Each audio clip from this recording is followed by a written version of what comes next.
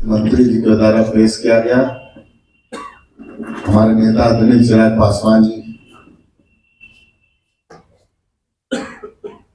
और इन सब लोगों को मैं बिहार प्रदेश लोक जनशक्ति पार्टी रामविलास की तरफ से बहुत सारी शुभकामना देता हूं। इस बजट में जो बिहार का विशेष रूप से ध्यान रखा गया है, निश्चित रूप से बिहार के लिए बहुत खुशी की बात है। और आपने देखा होगा कि बजट पेश होने के बाद जो बिहार की विरोधी पार्टियां हैं उनके पास कोई जवाब नहीं है। चाहे आप मिथिलांचल के क्षेत्र में, जैसे कि आपने देखा होगा कि मखाना उद्योग, अब इससे कई हजारों की संख्या में लोग इस व्यवसाय में पहले से जुड़े थे और बहुत बड़ी मात्रा में और जुड़ेंगे। इंफ्रास्ट्रक्चर के क्षेत्र में मान लीजिए ग्रीन फील्ड एयरपोर्ट से लेकर के IIT का अपने यहाँ जो है उसका भी विस्तार का भी बजट में है। मिडिल क्लास के लोग, जैसे हमारे नौकरी पैसा वाले हैं या मिडिल क्लास के लोग हैं, उनको इस टैक्स में बहुत सुविधाएं मिली हैं। जैसा कि आपने देखा होगा 12,75,000 तक स्लैब में अब छूट है। बहुत कम में लोगों को काफी टैक्स, इससे बहुत सारे लोगों के जो टैक्स कटौती होती है उसमें बहुत लाभ मिलेगा। आपने देखा होगा कि हमारे नेता आदरणीय चिराग पासवान जी का जो मंत्रालय है, फूड प्रोसेसिंग विभाग में नेफ्टेम जो पूरे भारत में 2 ही जगह था, तीसरा इस बजट में वो भी आया है जो बिहार के लिए स्पेशल मिला है। निश्चित रूप से भी बड़ी खुशी की बात है। और बहुत सारा चीज, पुल पुलिया, किसानों के लिए कोसी क्षेत्र में आपने देखा होगा किस तरह से कोसी से तबाही में होती थी, लेकिन वहां पर अब उसको सिंचाई में तब्दील किया जाएगा, जिससे हजारों एकड़ में सिंचाई का प्रबंधन होगा, किसानों को लाभ मिलेगा।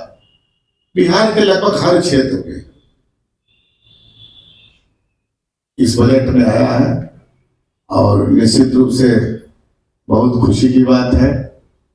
आपने देखा होगा कि हमारे नेता ने इस बजट का जिस तरह से बिहार के लिए एक बजट माना जा रहा है, लोग विपक्ष वाले कह रहे हैं, तो अब तो विपक्ष के बाद यही हो गया है कि चुनावी बजट। अगर बिहार में कुछ नहीं मिलता है केंद्र सरकार के द्वारा, तो तरह तरह की बातें विपक्षियों के द्वारा उड़ाई जाती है। लेकिन बिहार के लिए जब प्रधानमंत्री जी के नेतृत्व में दिल खोल करके बजट में बिहार वासियों के लिए तोहफा जो मिला है, जो बिहार वासियों के लिए सोचा गया है, तो निश्चित रूप से विपक्षियों के पास अब कोई जवाब नहीं।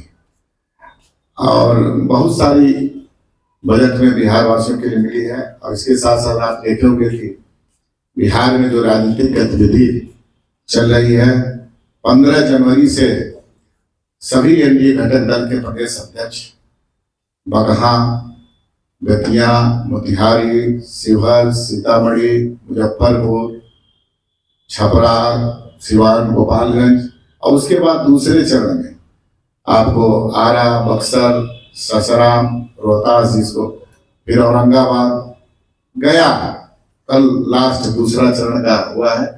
और ये जो शुरुआत हुई है एनडीए के शीर्ष नेतृत्व के द्वारा, सभी 5 दल के घटक दल के लोगों के द्वारा, इसमें निश्चित रूप से ये सोच है कि कैसे बूथ स्तर तक के कार्यकर्ता 5 दल के आपस में सामंजस्य स्थापित कर करके अभी से इस तैयारी में लग जाए कि पुनः नीतीश कुमार जी के नेतृत्व में जो 2025 225 अब फिर से नीतीश का स्लोगन है, इसको हम लोग करेंगे। और इसमें घूमने के उपरांत मैं आपसे साझा करना चाहता हूं कि जो कार्यकर्ताओं का महाजुटान हो रहा है, आप लोग तो मीडिया के साथ ही कवर कर रहे, देख रहे होंगे कि हम लोग जितना आशा नहीं किए थे पांचों दल के अध्यक्ष, उससे बहुत जबरदस्त इसमें कार्यकर्ताओं में उत्साह हो रहा है।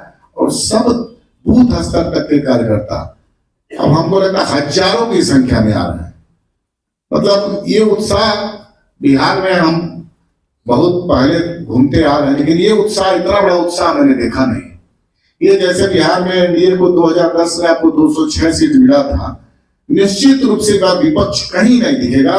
और 243 विधानसभा सीट पे एनडीए जिस हिसाब से तैयारी कर रहा है, विपक्ष का नामो निशान समाप्त हो जाएगा। लोग मतलब बहुत हो गया दहाई की संख्या, मतलब जबरदस्त कार्यकर्ताओं में।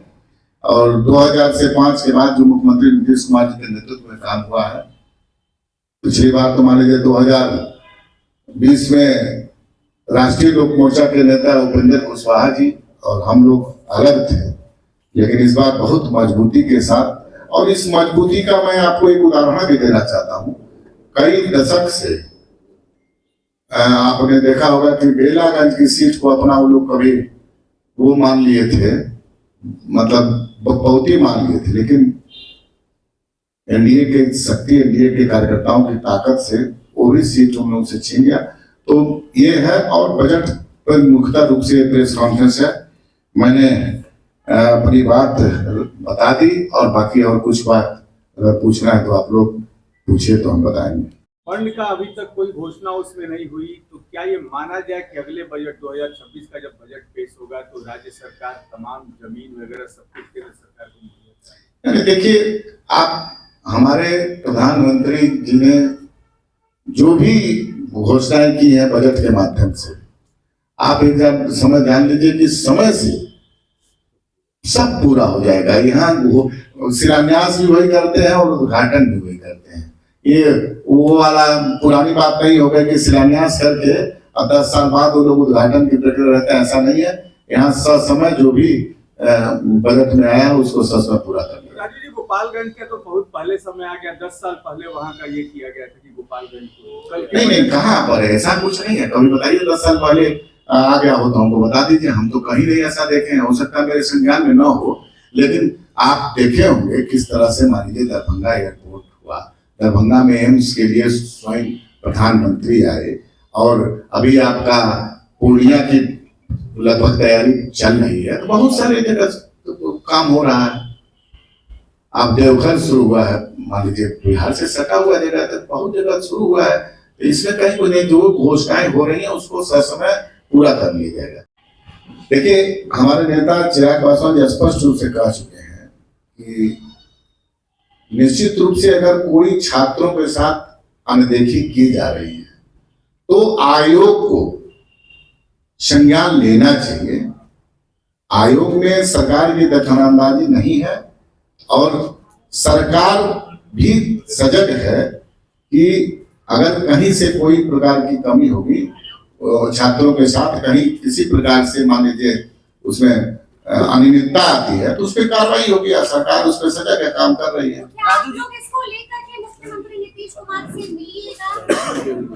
हमारे नेता पहले मिल चुके हैं, आपने देखा होगा। हाँ, विदेशी मुद्दे के लेकर के नेता हमारे पत्राचार भी कर चुके हैं और स्वयं मिल भी चुके हैं, अपनी बात को रख चुके हैं।